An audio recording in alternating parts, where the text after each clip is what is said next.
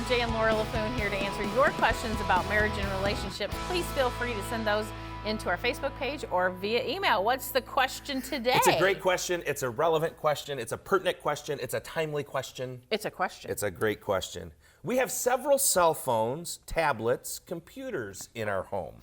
How can we make the most of technology without losing relationship?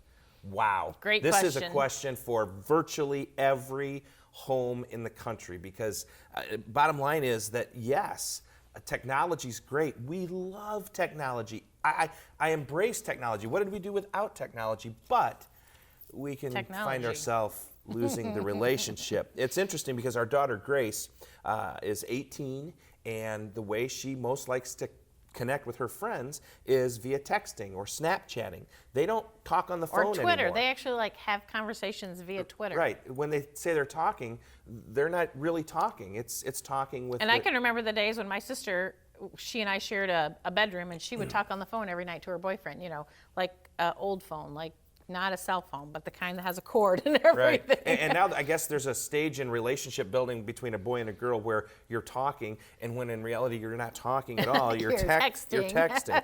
That's called talking. Yeah. Technology impacts every aspect of our life. So how can we keep technology from burning our relationships with those we love? And really, I would say there's two tips. The first one is to embrace technology, because technology is a good thing when it's used wisely. A lot, you know, I have my Bible on my iPad here. There's all kinds of, and on that YouVersion app, there's all kinds of Bible stories and Bible apps for kids.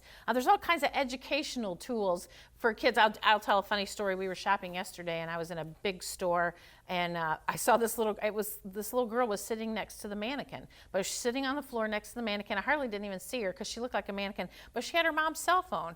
And she was just watching a movie right there, and I was like, wow, I wish I had that when my kids were little, because they were running all over. I didn't get any shopping done. Now, the mom was standing right next to her at a rack, but the little girl was just sitting on the floor watching a movie. And you do see more and more of that. Now, that might not be your style of parenting, but embracing technology and realizing that we can use it for good and not evil. And it can be used to build your relationships. When our daughter was in New York City for school, we would Skype with her all the time, or FaceTime, whatever it was, the technology that we were using. But not only could we, excuse me, see her, hear her voice, but we could see her face, and that really helped us understand what she was going through at the time. When our son first got his cell phone, I would call it all the time, and it would go straight to voicemail, and I would get frustrated, and I'm like, excuse me? And so at one point I confronted him. I'm like, Tori, answer my call. He said, Dad, not in front of my friends. If you have something to tell me, text me, because then they don't know who I'm texting back. But if I say, hey, Dad, how you doing? They're going to make fun of me. So understand that technology can build a relationship, because when I started texting my son, he would answer me right back. And it made our relationship stronger because I was using the technology that he wanted in order to connect. So the first tip is that you do have to embrace technology. The second is that you do have to set boundaries as well. When we have all these tablets and cell phones and computers in our homes, boundaries are hugely important. I know lots of people who, their kids don't have computers in their rooms. Their family computer is downstairs where everybody can see it, in a public place, and that's the boundary for the computer. For us, for our cell phones get put down in the house at 9 o'clock at night. They get plugged in and they're charging, but we don't pick them back up again. Now, occasionally if kids are out and the little notification thing goes ding, ding, ding, you might want to check that. Another helpful app would be Find Friends. That's why you can keep track of your kids when they're out. That's my favorite.